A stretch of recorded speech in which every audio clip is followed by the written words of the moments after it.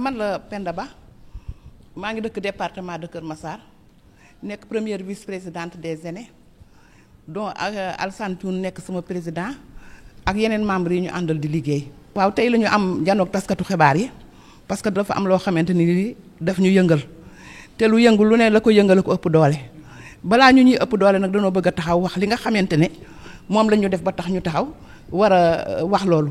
biñ koy def it dañoo tàggu suñuy kilifa bi ànd ak suñuy kilifa am nañu koo xamante ni kii mooy suñu président régional ñu koy wax Daouda Thioune moom tàggu nañ ko dégg expliqué nañ ko nu mu demee. mbir mi nag dafa nekk loo xamante daf ñuy bëgg a gagné parce que lii du c'est pas la première fois ñu def ko nous les femmes ñun ñoo jóg tey pour xeex lii ndax lii dañ fii ci région de Dakar. bureau national des aînés des femmes.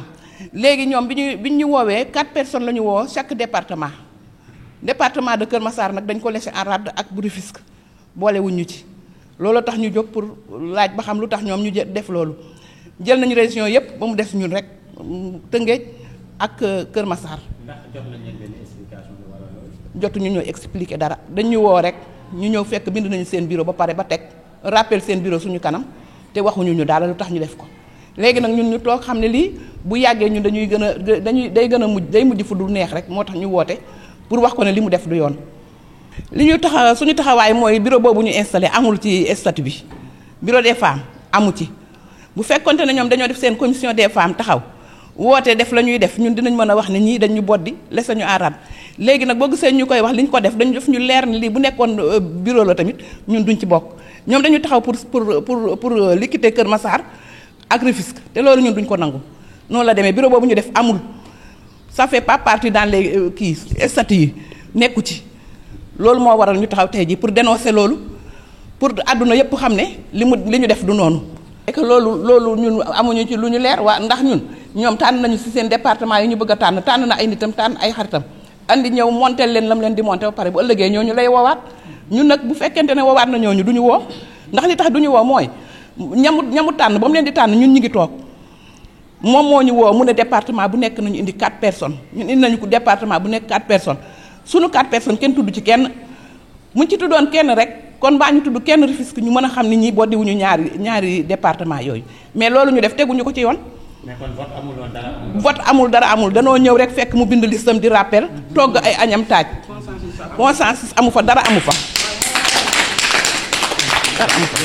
liñ koy wax mooy xamal ko ne la mu def amul ci statut bi du règlement intérieur bi amu ci léegi moom na wëlbatiku toog waxtaan ak jigéen ñi ñu xool ba xam lan la ñuy war a teg lu war a mën a nekk ñu ànd bokk ndey bokk bàyyi liggéey ñun looloo tax ñu taxaw di wax waaye la mu def dara amu ci bokkul ci règlement bi. di nuyu d'abord le président de la République Bassirou Diomaye Faye son excellence di nuyu Ousmane Sonko di leen wax ne def nañu ay correspondance yóbbul leen ko.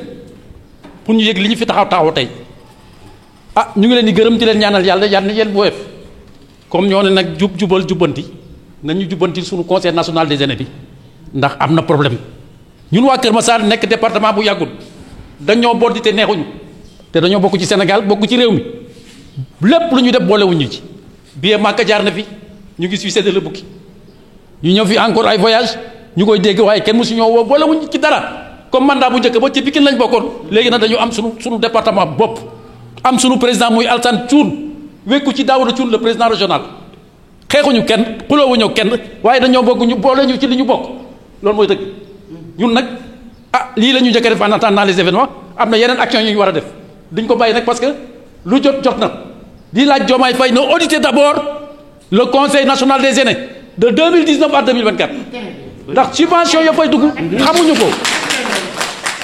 subvention yi xamuñu ko la fay dugg ci billet Makka xamuñu ñaata la ñu ngi demander le ministre de la santé et de l'action sociale ànd ak son premier ministre son excellence monsieur Ousmane Sonko ak le président de la République Diomaye Faye ñu auditer conseil national des aînés bi ñu xam lan moo fa xew ndax luy jot na gannaaw de fustiger une injustice, dirais-je, parce qu'on nous avait convoqués au niveau de la piscine olympique, soi-disant qu'ils vont former un bureau du Conseil national des femmes.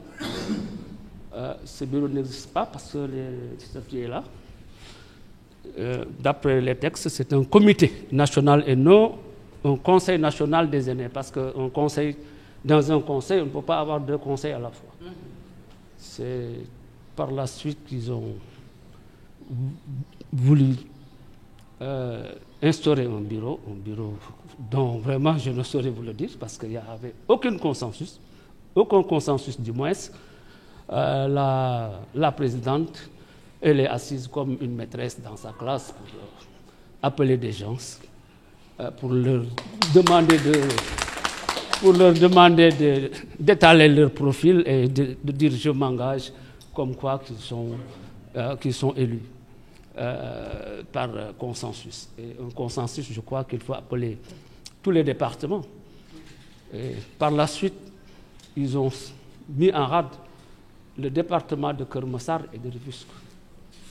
Donc, comme il était convenu, pour une bonne concordance du conseil, de leur conseil, je dirais, de mettre le bureau sur pied ici à Dakar pour une meilleure concordance. La région compte 5 départements. Ils ont pris 3 départements et laissé en rade Rufisque et Keur Massar. La présidente, elle est de Dakar. Elle a été élue à Thiès, je ne saurais vous dire comment. Ils ont mis la charrue avant les bœufs. Il fallait commencer par les communes, le département et la base et les régions pour pouvoir mettre sur pied un bureau national. Et ce bureau national n'existe pas dans les textes. Il y a le comité national des femmes qui existe dans le texte. Si je comprends bien, c'est des parasitages qui sont constatés au niveau du... Bien sûr que oui. Bien sûr que oui. Ils ont parachuté. Ils ont dit que c'est un consensus. Un consensus, il faut appeler toutes les parties prenantes pour essayer d'avoir des compromis. Nous, au niveau départemental, on a été élus comme ça. Au niveau régional, on a été élus comme ça. C'est là où il m'avait installé avec le préfet. On verra si le gouverneur les installera dans la mesure où c'est un conseil national qu'ils ont dit. Et le conseil national, c'est le gouverneur qui l'installe. Nous, on nous a installés à partir de la gouvernance de Dakar comme trésorier général. Daoud Tchoun comme président régional. Et pour vous dire, il est au devant de cette revendication-là parce que c'est lui qui dirige notre région. C'est notre président régional. Justement, c'est un conseil qui ne respecte pas sans doute ses propres textes. Qu'est-ce que vous réclamez justement aux autorités? Les autorités, on a envoyé des correspondances au niveau de la direction sociale parce que le Conseil national, c'est un arrêté ministériel. Nous dépendons du ministère de la Santé et de l'Action sociale. Par la base, nous avons écrit le président régional, la présidente du moins régionale de l'Action sociale, le ministre de la Santé, le Premier ministre et la présidence. Parce que nous ne pouvons pas avaliser ça. Ça va nous coûter cher à l'avenir. Et notre mandat est de 3 ans. Vous voyez, j'ai des femmes derrière moi. J'ai un département derrière moi que je dois défendre. Et je le défendrai jusqu'au bout. Cela va forcément commencer par demander du produit Ah, bien sûr que oui. Bien sûr que oui. Parce qu'avant, on dépendait de Pikine. Moi, j'ai siégé à Pikine au niveau de l'action sociale. Parce que j'avais un bureau départemental que je dirigeais depuis 2019. Il faut auditer ce conseil-là. Parce que nous sommes au courant de rien. Ils veulent former leur conseil national des femmes pour nous obstruer. Nous et ceux de Rufisque, nous ne serons pas d'accord. C'est une première.